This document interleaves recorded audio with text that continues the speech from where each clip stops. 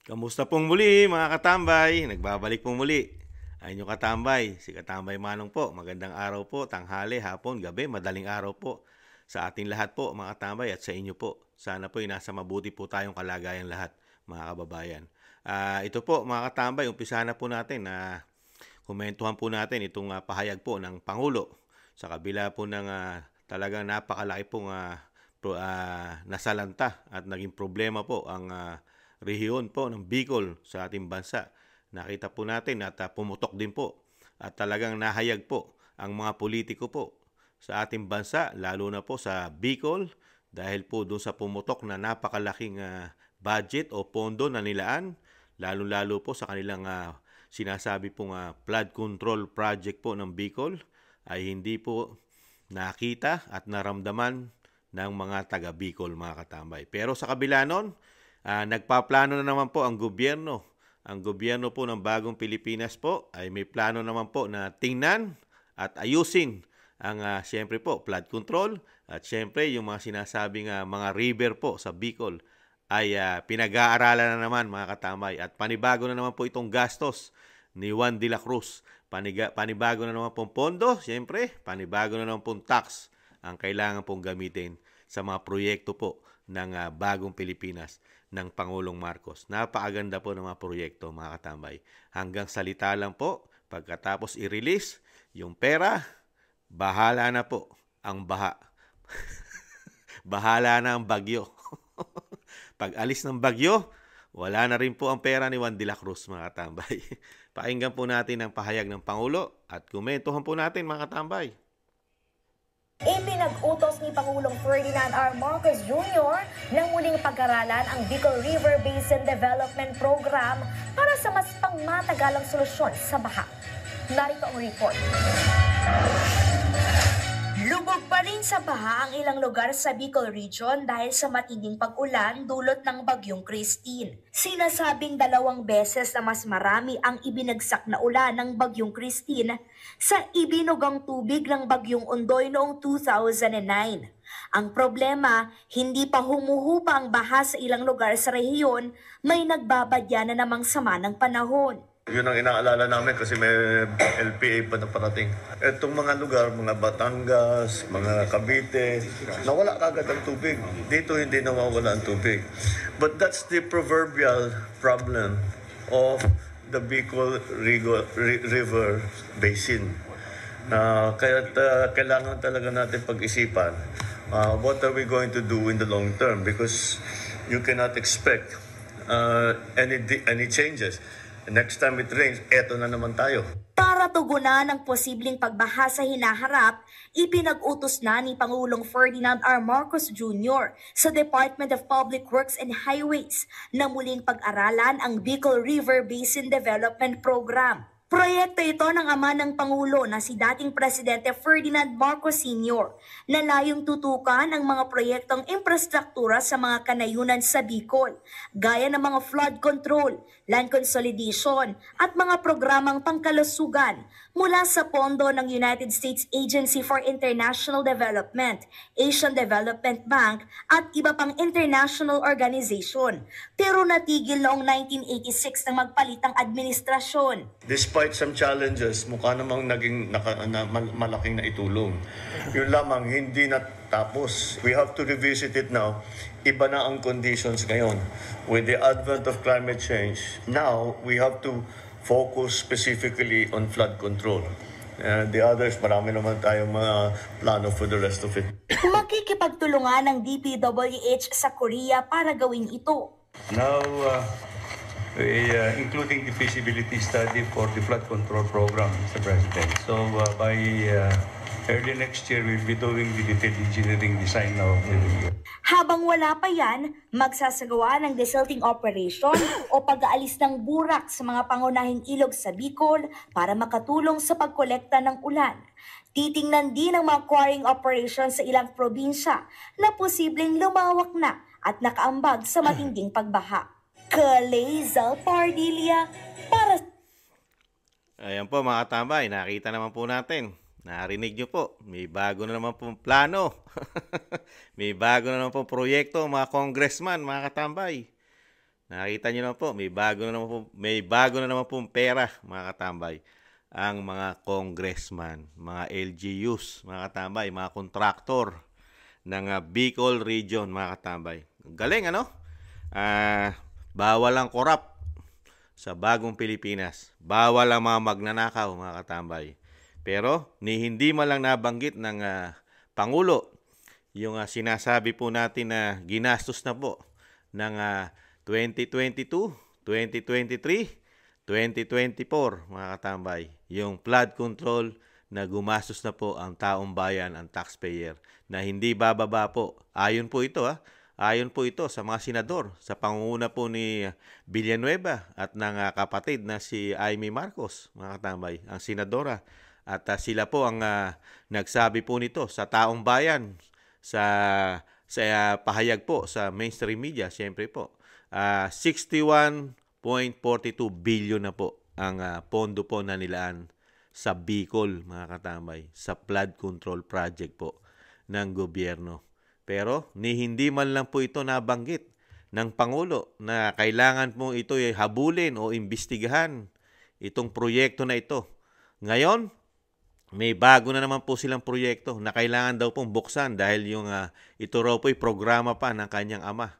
At natigil daw po ito nung panahon po na natanggal sa pwesto ang kanyang ama. Mga early 80s po yan, nung matanggal po sila, di po ba?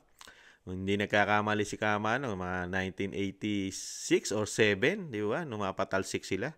At para yatang sinisisi pa rito yung dito sa pagbaha ngayon sa nangyayari sa Bicol, parang ang dahilan pa nung 1986 o 1987. Alam naman natin kung sino nanunungkulan nun. Di ba? Ang mga Aquino, ang Cory Aquino, mga katambay, ibang klase. At sinisisi pa ang panahon, ang climate change, mga katambay. Iba na raw po ang panahon ngayon. Ang tatanungin naman po ng taong bayan, yung pera po, iba rin po ba yung ginastos doon? Nasaan na po, Mr. President, yung ginastos po ng taong bayan doon? At karamihan po dyan may utang pa ang Pilipino. Si Juan de la Cruz po nakakautang pa para po sa mga programa po ng bagong Pilipinas, lalo po ang flood control. Ngayon, panibago na naman po pag-aaral, Mr. President. Nasaan na po? Ano po nangyari dun sa 61.42 billion na nakalaan po sa Bicol? At kinumpara nyo pa, meron pa kayong kinumpara. Di ba? Bakit dun sa Batangas at mga kalapit probinsya napakabilis naman, sabi nyo, na humupa ang tubig, ang pagbaha? Bakit sa Bicol? Di ibig sabihin po pala, kahit pa paano mayroong flood control doon sa Batangas, doon sa ibang lugar na nabanggit nyo, gumagana. Bakit po sa Bicol, ni isa, wala ho yatang gumana riyan, Mr. President, ni isa. Sa laki po ng pera na binudget po dyan, 61.42 billion, walang gumana man lang yata dahil hanggang ngayon po may tubig pa. Ayon po sa inyo, hindi pa humuhupa ang tubig sa rehiyon ng Bicol. At talagang kailangan pa ayusin itong mga river, Bicol River, mga tambay. At syempre po, kasama ang flood control. Gaano na naman ang ilalagay na pera dyan? Ilang bilyon na naman kaya? Mga kababayan ko, tuwan-tuwa na naman po ito, mga politiko. Tuwan-tuwa na naman siguro dito sila. Siyempre, ang speaker kaya, tuwan-tuwa. Panibagong budget na naman. Alam naman natin, 2 tao daw. Ayon sa ating Vice President, 2 tao lang ang talagang may hawak ng pondo. Sila ang nag-aasikaso, sila ang naglalagay, sila ang pwedeng magdagdag. Ang saldi ko daw at ang speaker. At ang saldi ko, ang isa sa representative o congressman ng party list, yan. Yung ako, Bicol, mga katambay. Taga Bicol po yan, mga katambay. Siyempre, 2 tao, isa siya ron. Di ba? Kaya nga po, ganun kalaki ang nailagay po yata. 61.42 billion sa Bicol dahil po doon sa isang tao na si Saldico yata, mga katambay. Ang taga Bicol, yung flood control project po nila. At matutuwa po niyan, Mr. President, ang mga congressman dahil unang-una, hindi man lang ninyo tututukan kung paano po nila ginalaw o ginastos o paano proyekto o kung paano po natin na saliksikin ang mga ginawa nila proyektong flood control, itong mga congressman, yung mga contractor, kung sino po ang gumawa niyan. kaninong proyekto kasama ang DPWH. Wala po ba tayong gagawing matigas na investigasyon dyan? Alam naman po ng mga Pilipino pag ang Senado ang nag-imbestiga, alam na this. Ngayon po ay politika. Panahon po ng politika, ano po ang kailangan ng mga politiko para sausawan, mga katambay? Di ba? Trial by publicity. Di po ba mga katambay? Kaya yung pera ng taong bayan at inutang ng taong bayan at ang taong bayan na magbabayad sa taxpayer, ang mga politiko naman, alam naman natin ang mga politiko. Di ba? Sa laki ng 61.42 billion sa Bicol. Kung yan po hindi naman puspusan at hindi interesado ang Pangulo ng Pilipinas na yan imbestigahan at may makulong. Wala man lang tayo nabanggit na tapang na dito sa nangyari ito sa Bicol, sa kabila ng ginagastosan ng bagong Pilipinas at ng gobyerno, ginagastosan ng Pilipino, ginagastosan ng taxpayer, kailangan dito ay mayroong managot. Diba? Wala man lang kahit sa release, kahit sa salita.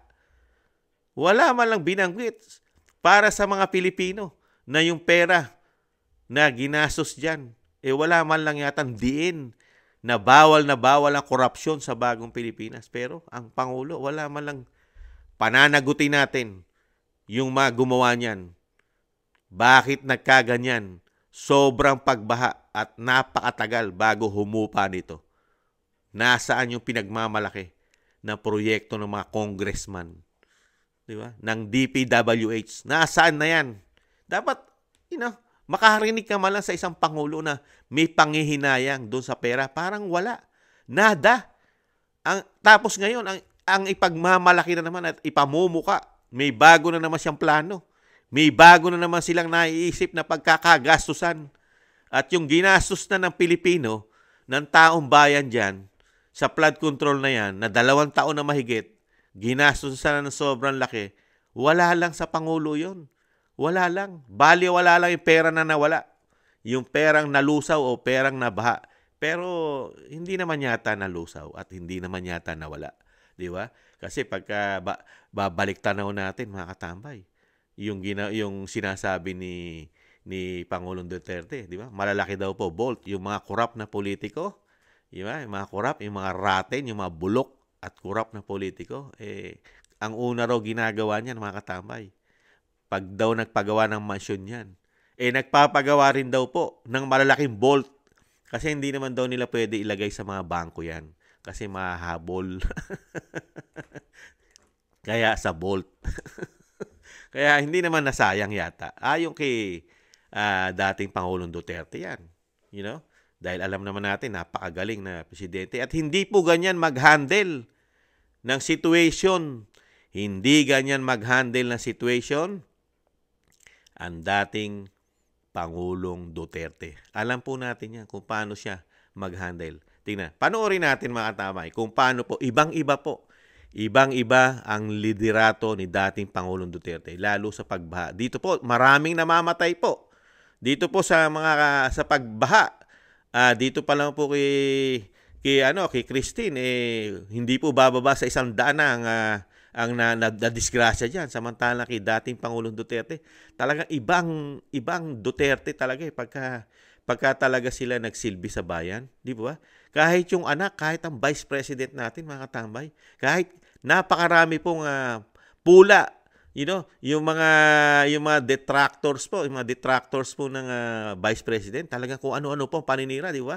Medyo sinasabi po nila, nasa kasal daw, sa kasagsagan ng bagyo, di ba? Ganon sila katindi. Samantalang daw ang dating Vice President Leni, lumulusong daw sa baha at nagbibigay ng tulong. Binaha siya . Saka, totoo ba yung sinasabi nila, paninira? Itong mga detractors na ito. Di ba? Hindi naman totoo. Dahil sa katotohanan, ang Vice President ang kauna-unahang tumulong, nag-response. Dahil yung kanyang mga Vice President offices niya, di ba? Yung mga satellite niya, yung mga satellite office niya sa buong Pilipinas ay nagpa-function, gumagana at meron din sa Bicol. Di ba? Kaya nga, kauna-unahan siyang nagre-response ng tulong. Nakapagpapakain pa nakapagpapakain na napakabilis at nakapagbibigay ng response. Wala pa ang bagyo. Parating pa lang ang bagyo, nagpapamudmud na ang Vice President. Kasi ganun po sila magtrabaho. Advance sila, nakatutok sila. Hindi po kasi katulad ngayon, ang tinututukan lang po programa. Ang tinututukan lang po ipagkakaperahan. Katulad nito, tututukan na naman. Tututok na naman po ngayon ng Bagong Pilipinas sa bagong proyekto ng Bicol eh. Di ba? Aayusin daw po ang Bicol, mga river. At bagong flood control. Gano'n naman, bilyonis yan. Tuwan-tuwa na naman si Saldico niyan. Mga katambay, ang congressman. Di ba? At panoorin naman po natin, ibalik tanaw po natin ito. Balik tanaw natin kung paano po magtrabaho ang isang Duterte, mga katambay. Pagdating po sa bagyo, kung paano po siya. Makikita po natin. Ibang-iba, hindi natin nakita ito sa Bagong Pilipinas nila, mga katambay. Tingnan natin bigyan nyo lang po ako ng konting sandali. I-set up ko lang po para makita po natin. Ayan, tingnan natin Ito po. Pakinggan po natin, panoorin natin kung paano po dumiskarte ang magaling na presidente ng ating bansa ang nagdaan. Kisa ngayon, mga katambay. Alam ni Pangulong Rodrigo Duterte ang paghahanda ng pamahalaan sa nalalapit na pananalasa ng Typhoon Ompong. Maliban sa rescue at relief operations, pinatitiyak ng Pangulo ang maayos na komunikasyon para sa mabilis na pagresponde. Audrey Angelica, makulimlim na panahon na ang nararanasan sa bahaging ito ng Malacanang. Si Pangulong Rodrigo Duterte isinagawa na ang AFP-PNP Joint Command Conference kagabi na dapat sana'y gagawin ngayong hapon. Sa ambush interview ng Pangulo kahapon sa NDRRMC sa Campaginaldo, sinabi nito na posibleng sa Surigao o sa Davao City siya mag-monitor ng bagyong si Ompong. Pero nauna nang sinabi ni Presidential Assistant to the President Bongo na posibleng dito sa Malacanang mag-monitor ang Pangulo. Narito ang report. Handa na lahat para tugunan ang epekto ng malakas na bagyong Ompong sa Regions 1, 2, 3, Cordillera Administrative Region at iba pang lugar sa bansa. Kontento naman si Pangulong Rodrigo Duterte na nagsagawa ng command conference sa NDRRMC para tiyakin ang kahandaan ng gobyerno. The nitty-gritty was already discussed. I could understand already the apparatus being placed there in the meantime, waiting for the crisis to happen because every typhoon is always a crisis. Mananatili si Pangulong Duterte sa Malacanang para i-monitor si Ompong. Itinalaga nito si Presidential Advisor for Political Affairs Francis Tolentino bilang kanyang conduit. I think he's going to go there also. But more of just observe the operations because okay naman ang lahat. Everything that needs to be done is nandoon na.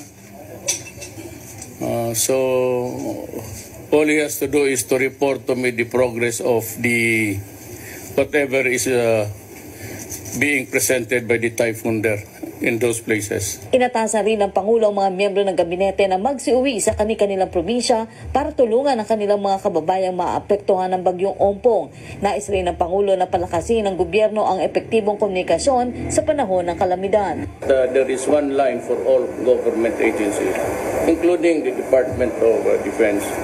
But another line for just the military and the uniformed police. Mayroon silang, they have their own. But I think that we should by this time have one only para isang tawagan lang. And if you can work on that, maybe towards the end of the year, next year we can have it. Gusto ko dalawa. Huwag pakialaman yung military pati police. Because just that one line, but they can connect with the line for all departments.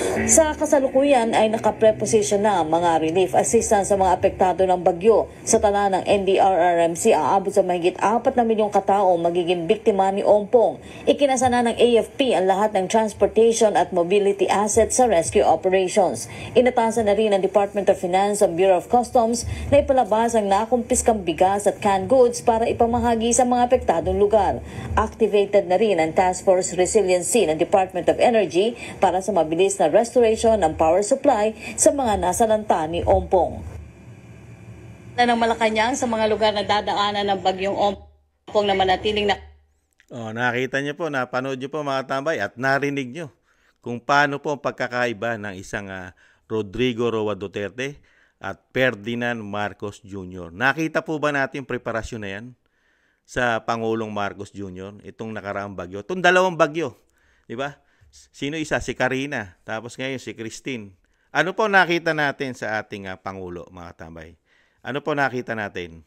Pagkamot ng ulo. Kumakamot ng ulo. Ano gagawin natin? Tinatanong, ano gagawin natin? Ganun po ang narinig natin sa dating Pangulong Duterte. Preparasyon. Malayo pa yung bagyo. Nakaprepare na po ang pahamalaan. Nakatutok na po ang Pangulong Duterte. Ngayon po, bagong gising. Ang ating Pangulo, bagong gising. Yun ang pinagmamalaki ng mga sinasabi pong itong kanilang supporters, lalo po ang nasa social media, yung mga hindi bayarang isimada at GCash vlogger. Pinagmamalaki pa nila dahil bagong gising daw ay nagpunta na agad para mag-meeting. Para lang mag-meeting noong mga time na yon kung ano gagawin nila dahil nanalasa na ang bagyo. Ganun po katindi. Mga tambay. Sana man lang wala tayong nagdaang presidente na katulad ni Rodrigo Duterte. Sana walang presidenteng ganyan kagaling At least hindi natin mapupulaan at hindi natin makikita ang kahinaan ng isang presidente ngayon. Ngayon nakita natin may comparison tayo Di ba? Lahat gumagalaw, lahat kumikilos. Pati ang mga sekretary nung panahon ni dating Pangulong Duterte, pinauuwi niya sa mga probinsya kung sila'y taga-roon sa nasasakupan doon sa dadaanan ng bagyo para makatulong doon sila. At ready na lahat. Ready na. Nandiyan na lahat. Pati pangangailangan. Naka-ready na. Pagkain, tubig, syempre, pati bigas. Yung mga sinasabi nasa custom na talagang nakumpiska na ng pamahalaan, pinare-release na niya na agad para magamit. Maipamudmod. Di ba? Ngayon, ano ang sinasabi ng ating Pangulo, mga tambay? Binalik tanaw lang natin. Intayin muna natin, humupa ang tubig, saka tayo papasok. Ibang klase. Samantala kay dating Pangulong Duterte, naka-ready na, ma-evacuation center. Gumagana na, gumagalaw na lahat. Lahat gumagalaw. Pati ang kuryente, kung masira man, mabilis nilang maayos, mga katambay. Di ba? Lahat kumikilos, sundalo, pulis, LGUs, gumagana lahat. At wala kang mababalitaan sa panahon ni dating Pangulong Duterte sa mga ganitong problema. Busy ang Kamara at Senado sa mga investigasyong walang kalatoy-latoy, puro pamumulitika. Wala po nung panahon ni dating Pangulong Duterte yan. Nagtatrabaho po yan, mga congressman, mga senador. Ngayon, ano tinatrabaho kahit napakarami problema ng bansa, kahirapan, tapos kalamidad. Dire-diretso pa rin ang pag-iimbestiga sa demolition job. Paano may demolition job ang ganitong klaseng pinuno? Na ito ngayon yung pinababagsak mo, ang Duterte. Samantala nakita ng taong bayan kung paano magtrabaho ang Duterte. Ikumpara mo sa ngayon na puro plano lang, puro release, puro salita, puro yaw-yaw.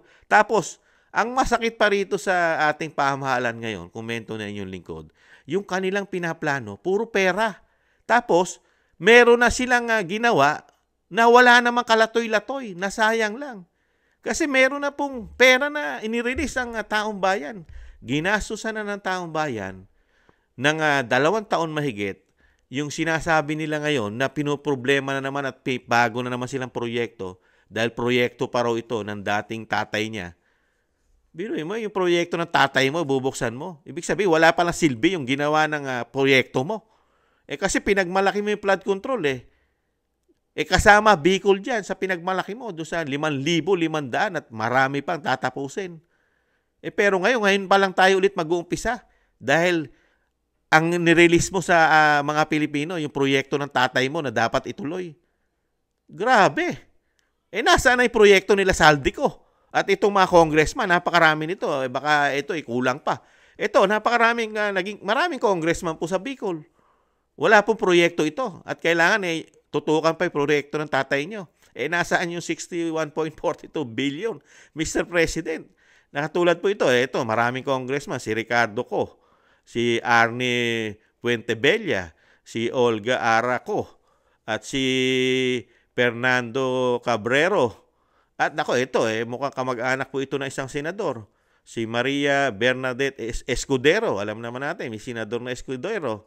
Si Miguel Luis Villapuerte, makilala po ito tapos ito si Shunyoshi Horishibata. Mukhang Pilipino-Japanese ito, kung naging congressman.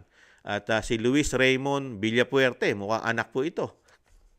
At siyempre, kilala na po ito. Ito, kilala na.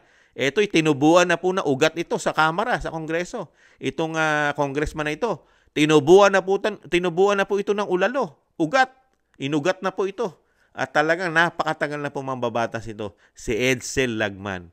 Di ba? Si Edsel Lagman, mga katambay. Ano kaya nagawa nito sa kanyang distrito, mga katambay? Nasaan kaya ang pera, binudget na nahawakan ito? At syempre po, ito, sikat din po ito.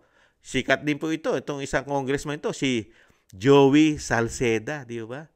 Nung panahon ni dating Pangulong Duterte, sikat po yan, di ba? Hindi po sila na mga nagsisip-sip, di ba? At ang pinakasikat sa lahat, syempre po, ang dalawang taong may hawak ng pera ng Pilipino, pag napunta na po sa Kamara, isa po ito, si Saldico, mga katambay. 11 po ito na congressman. Baka meron pang kulang dito. Paki-comment nyo na lang po, mga kababayan ko sa Bicol. Baka meron pa hindi nabanggit si Kamanong na mga congressman dyan sa inyong rehiyon o inyong region, mga katambay. Nakakagulat lang po, no? Ang ginagawa sa atin ng pamahalaan. Napakarami na pong pera na nalulustay. Di ba?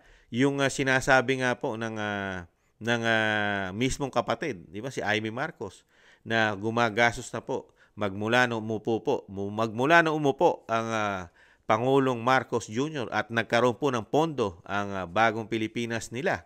Gumagastos na po ang pamahalaan, ang taxpayer, ang Pilipino ng hindi bababa sa 1.4 billion a day sa flood control project pa po ng bagong Pilipinas, kasama po ang DPWH. Mga katambay. At siyempre po, ang mga congressman. Hindi mawawala ang mga congressman, mga katambay, lalo sa proyekto. Ang mga proyekto, alam naman natin, ang congressman, di ba? Kitang-kita naman natin yan. Hindi naman tayo mabulag sa ating mga syudad, sa ating mga distrito. Mapagkikita natin ang mga pangalan ng mga proyekto ng congressman, mga karsada, di ba? Basketball court. Kung, di ba? Pati nga sa Patay Pati sa Patay, meron din po silang proyekto yung mga tarpaulin nila, yung mga kubol-kubol. Pangalan ni congressman yan. Di ba? Napakarami. Puro pangalan nila. Siyempre sa flood control, may pangalan din sila dyan. Kaya lang, hindi nila ipagmamalaki ngayon yan, mga katambay. Dahil nawala At paano ipagmamalaki ng Bicol ang flood control? Paano nila ipagmamalaki ni Congressman Saldico yung flood control ng Bicol na ginastosan daw na 61.42 billion. Mga katambay, paano ipagmamalaki ng congressman yan?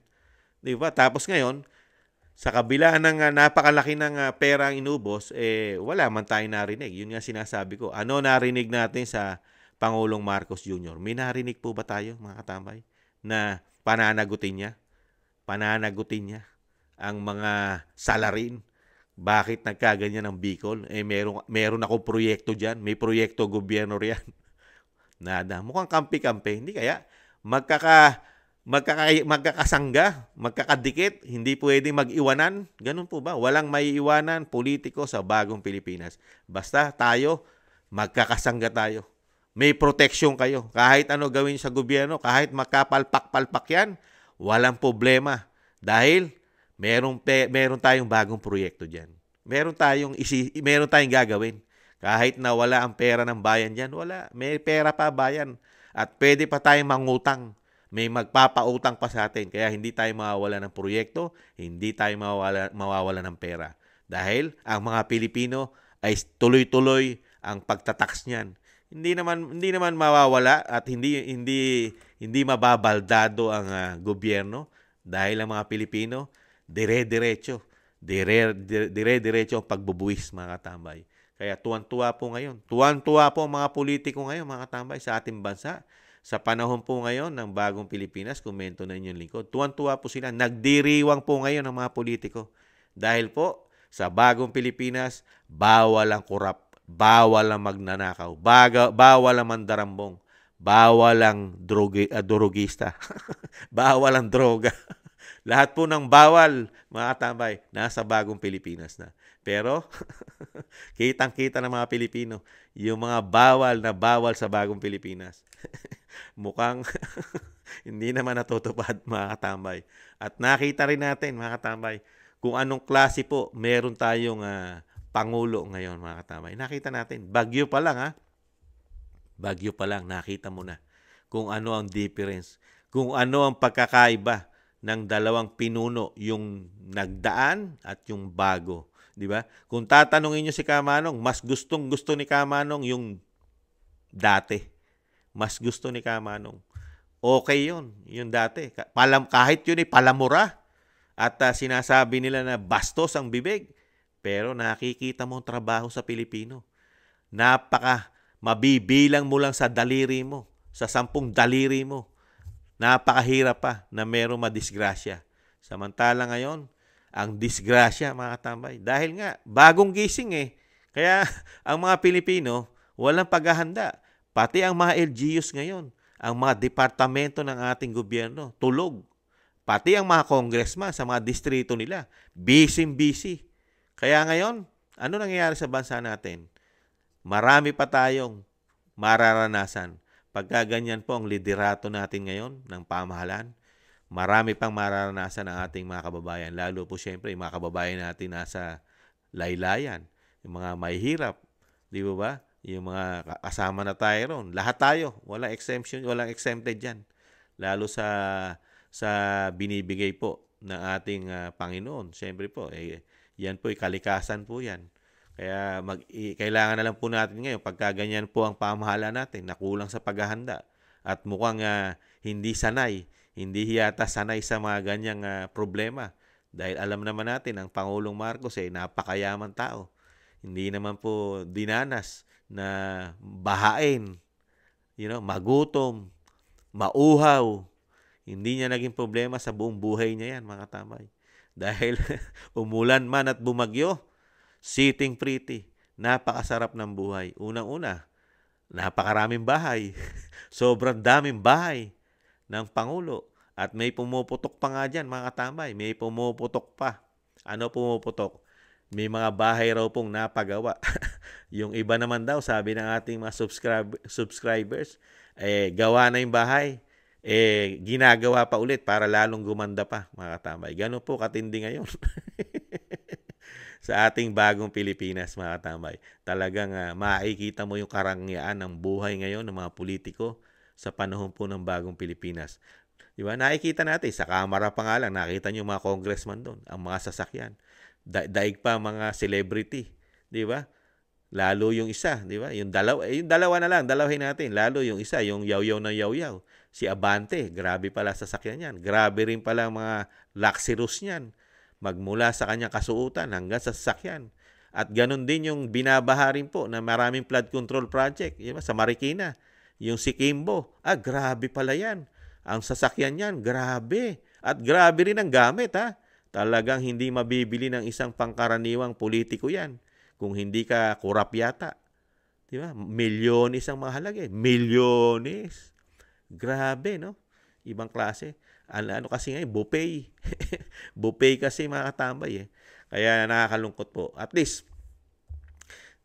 na darating naman ang halalan di ba? Sa ginagawa po nila ngayon. Sa tingin niyo po mga katambay, kung ang mga Pilipino lang po ay gising at talagang hindi nagpapabayad, hindi tumatanggap ng salapi na galing sa mga politikong kurap.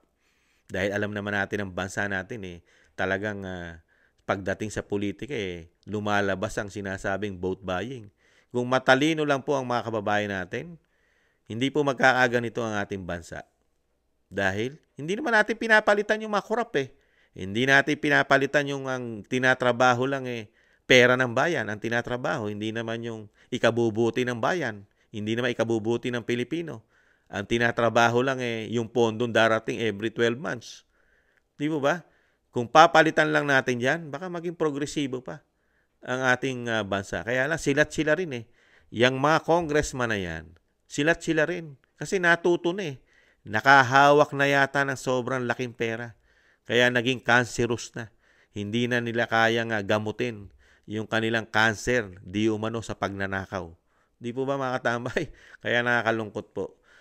Bago po tayo magtapos mga katambay, shoutout ko lang po si Kabayan, si Katambay, si Eden, si Eden Espaldon. Yan, si Eden.